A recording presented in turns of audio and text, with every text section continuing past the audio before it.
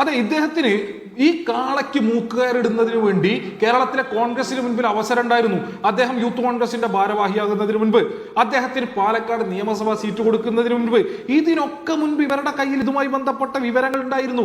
നമ്മളിന്ന് ഈ ചർച്ച ചെയ്യുന്ന 3 രജിസ്റ്റർ ചെയ്തിട്ടുള്ള കേസുകളോ അല്ലെങ്കിൽ 3-4 പരാതികളോ മാത്രമാണോ ഇദ്ദേഹവുമായി ബന്ധപ്പെട്ടുള്ളത്?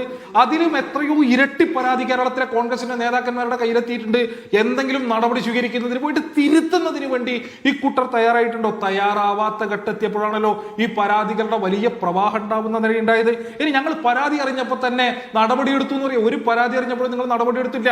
ഇതിന്റെ വിശദാംശങ്ങൾ ഈ പറഞ്ഞ പോലെ സൗണ്ട് ബൈറ്റുകളടക്കം ഇദ്ദേഹത്തിന്റെ ചാറ്റുകളടക്കം പുറത്തേക്ക് കേരളത്തിലെ മാധ്യമങ്ങളിലൂടെ വരുന്ന ഘട്ടത്തിൽ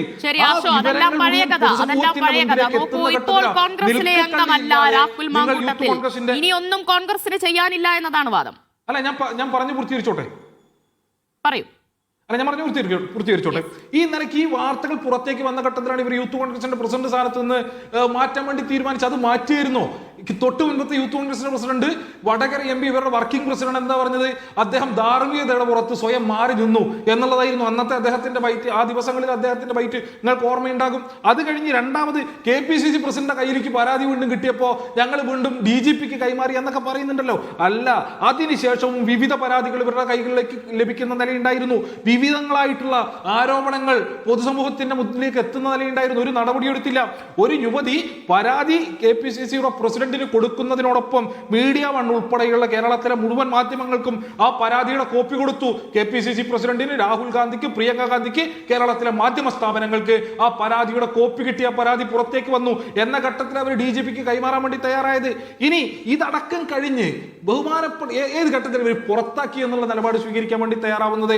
ബഹുമാനപ്പെട്ട കോടതിക്ക് മുൻപിൽ ഈ പറഞ്ഞ ഇദ്ദേഹത്തിന്റെ സെഷൻസ് കോടതിക്ക് മുൻപിൽ ഇദ്ദേഹത്തിന്റെ ജാമ്യാപേക്ഷ പരിഗണിച്ച് ആദ്യഘട്ടത്തിൽ ആ ജാമ്യാപേക്ഷ തള്ളുന്നത് വരെ ഇദ്ദേഹത്തിനെതിരെ നടപടിയെടുക്കുന്നതിന് വേണ്ടി കാത്തിരുന്ന ആളുകളാണ്. ഇനി ഈ ഘട്ടത്തിൽ ഞങ്ങൾ പറയുകയാണെന്നേ, ഇവർ ഈ ഡിസ്മിസ് ചെയ്തു എന്ന് പറഞ്ഞ് വലിയമായി വർത്തമാനം പറയുന്ന കേരളത്തിലെ കോൺഗ്രസിന്റെ നേതാക്കൾ അദ്ദേഹത്തിന് ഈ ടേം അവസാനിക്കുന്നത് വരെ MLA പദവിയിൽ തുടരുന്നതിന് വേണ്ടിയിട്ടുള്ള അവസരമൊരുക്കി കൊടുക്കൽ കൂടിയായിരുന്നില്ലേ ഈ ഡിസ്മിസിൽ?